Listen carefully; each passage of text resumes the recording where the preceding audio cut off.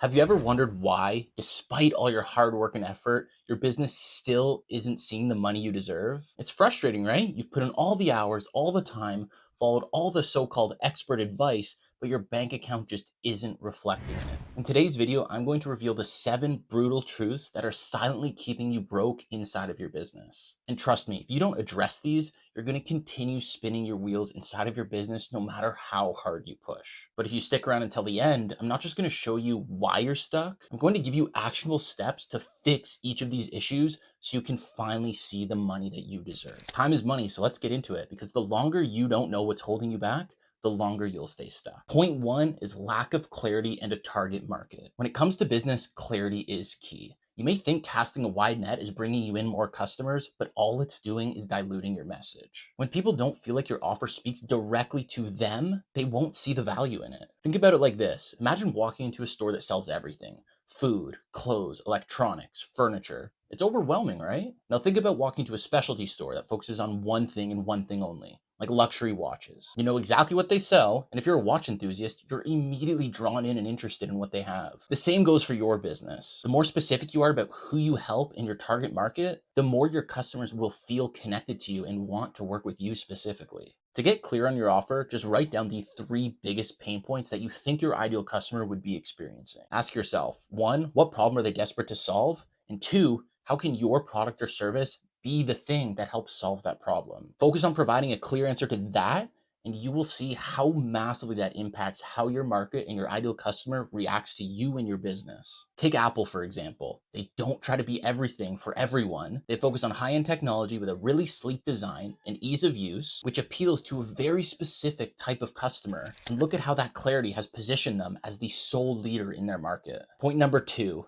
ineffective marketing and sales strategies. You could have the best product in the world, but without effective marketing and sales strategies, it will do nothing but sit on the shelf and get dusty. What most entrepreneurs just don't understand is that marketing is just as important, if not more important, than having a good product itself. Because it doesn't matter how good your product is if not a single person knows about it. Nobody's gonna buy. Think of it like a blockbuster movie. It doesn't matter how good the movie, the production, the cast is. If they don't market it, nobody's going to even know when it's in theaters or where to go watch it. Studios spend millions on marketing for a reason. They know that's the only way that you can get people to come in and see a movie in theaters. Your business is the exact same. If you're not actively promoting it, nobody is even going to know that you exist. Now let's talk about your sales funnel. Your funnel is the process that takes somebody from being a cold lead to somebody potentially becoming a paying customer. Here's how it works. At the top of the funnel, you're generating awareness. This can be through social media, organic content, paid ads, or SEO. Next, you need to nurture those leads. This could be through content marketing, newsletters, email campaigns, retargeting ads,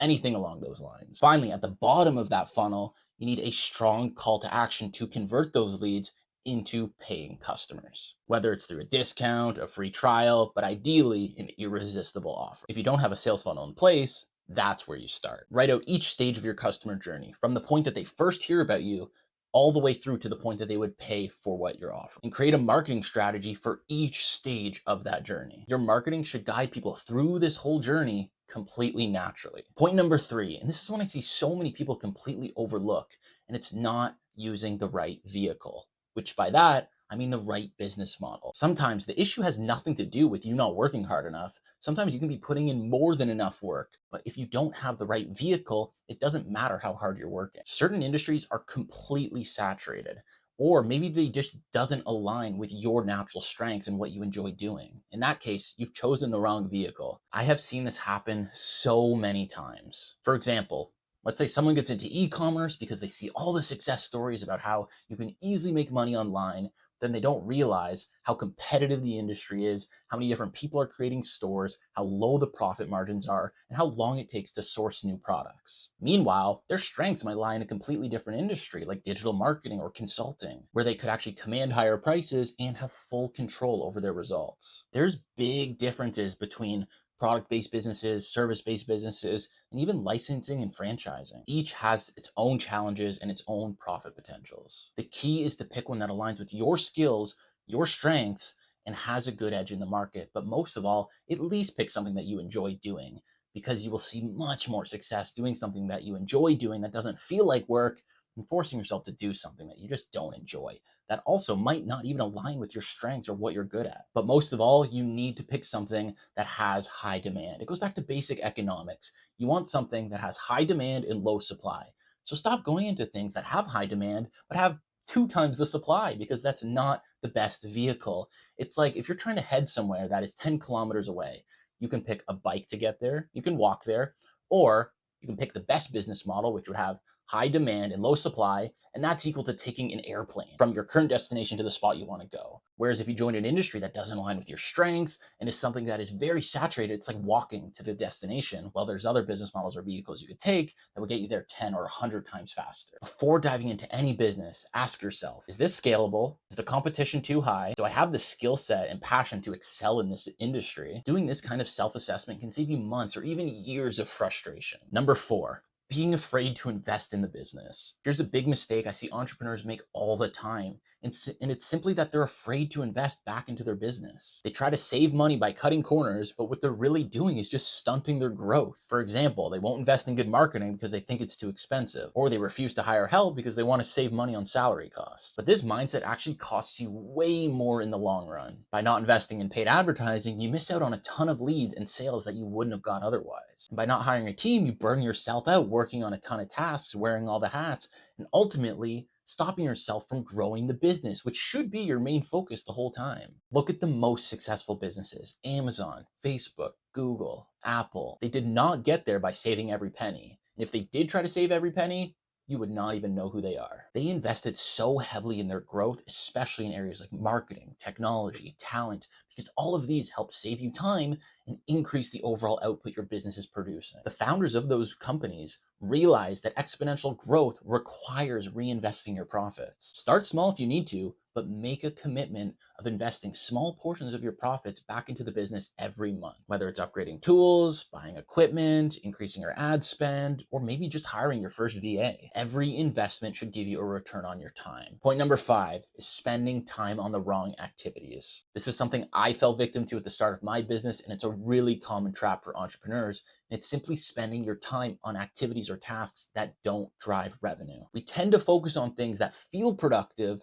but really they're just stunting our growth and ultimately wasting our time. I'm talking about things like designing your website, constantly upgrading your social media, constantly answering emails right away, and just doing things that don't necessarily drive revenue, but make you feel productive, but that are really just keeping you busy. Surely those things are important, don't get me wrong, but do they directly correlate to more revenue? Probably not. So here's a practical exercise that you should do, that I do, and it's simply every morning write down 3 things that you can do that day that will directly result in you making more money. You need to focus on things that will directly move your business forward, like prospecting for new hires, taking sales calls, creating SOPs. These are all high impact tasks that directly lead to more revenue. Everything else should either be delegated, automated, or at least handled after you've done all the things that do drive more revenue for the business. If you're really having trouble focusing, try time blocking. This is something I do every single day. This is where you simply set aside different times in your calendar to focus solely on tasks that will generate you more revenue without any distractions. That is your sole focus. Like I said, that's what I do, and it was a complete game changer. Point number 6. And this is trying to do everything yourself. Entrepreneurs often feel like they have to do everything inside of the business, but this is one of the quickest ways to burn out and just ultimately stall your business's growth altogether. When you're handling every single aspect of your business, marketing, customer service, accounting, fulfillment, you're not focusing on the most important things in your business, which is growing the business. Instead, you're just a glorified employee, and your boss is probably crazy. Not only that, but by trying to do everything and wearing all the hats, you're most likely not doing any of these things to the best of your ability because you have so many things to worry about. Successful business owners know that they have to delegate certain tasks, whether it's just hiring a part-time assistant or just outsourcing certain tasks in the business one at a time. For example, you could hire a virtual assistant to handle your emails, or you could hire a contractor to help post your social media. These are tasks that are much better spent having someone else do them for you, because is it really worth your time to be posting your content, to be writing all your emails, when you can be spending your time on things, like I said before, that actually grow your business? This frees up your time to focus on strategies, innovation, and more sales. If you're hesitant to delegate, that's fine, because I know every business owner at one point or another thinks, hey, nobody can do anything better than me. I know how to run my business. I'm the only one that really cares. But that's just not true. If you're hesitant to start delegating, just start small. Make a list of things that you know you can easily outsource, and even if they do fall apart, won't have too much risk on the business. This is most likely things that are super repetitive and can easily be taught to somebody else very quick. Then just outsource one of those tasks. And I guarantee once you see how much time it frees up, you will be so much more comfortable outsourcing as many things as you can. Now, point number 7. The final point is perhaps the most important, and that is just lack of consistency and focus. Shiny object syndrome is real, and it's one of the biggest reasons why entrepreneurs don't see the success they want. Imagine you're digging for gold. You start digging for gold somewhere, and imagine you're digging for hours and hours, and then you don't know it, but you're 1 inch away, one dig away from finding the pile of gold. And then you see somebody across the ways, they're digging and they found a ton of gold. So you stop where you're digging, go over there, but then when you get over there, the gold is gone. And little did you know, if you just kept digging in the spot you were in, you would have found more gold than anybody else. But instead, you got shiny object syndrome and left. This is what happens with business owners when they start something, but they don't see it all the way through. And they see somebody else get a little bit of success in another business model or another industry, and they leave what they were working on, but they put so much hours in, and they go try something else to then do the same thing again when they don't yet get the results. See somebody else succeed in another industry, and they just keep hopping from industry to industry. And how do you expect to see success if you can't stick to one thing long enough to actually see the fruits of your labor? Whether it's a marketing strategy, a product launch, a client fulfillment, you need to give it time for it to actually work. You need to make mistakes, learn from those mistakes so that you can refine everything and see the best results, or in this case, get the best gold. Jumping from one thing to another just makes it impossible for you to gain any real momentum with what you're doing. Just pick one thing, stick to it for 90 days, work as hard as you can, and you will see results. Ideally, you should stick to something for as long as you can and not keep hopping even every 90 days. But 90 days is a good time frame to where if you stick to one thing, you should see some level of success. That will at least make you want to stick with that thing and not hop to something else. Results don't happen overnight, but I guarantee that if you don't give up on what you're working on, you made your success inevitable in that field. But even if it takes a bit longer than you'd like, just don't stop doing what you're doing because you know it works. So if you recognize yourself in any of these points, do not worry because you're not alone. I myself fell victim to many of the points I covered in here. The key is being aware where you're going wrong and being able to make the necessary changes to break through. Comment below which point hit home for you and what you're doing about it. If you found this video helpful, I'd love for you to go ahead and subscribe because I'm going to keep dropping as many insights as I can to help you scale your business one step at a time so that you can finally start making the money you know you deserve. Thanks for watching, and I'll see you in the next video.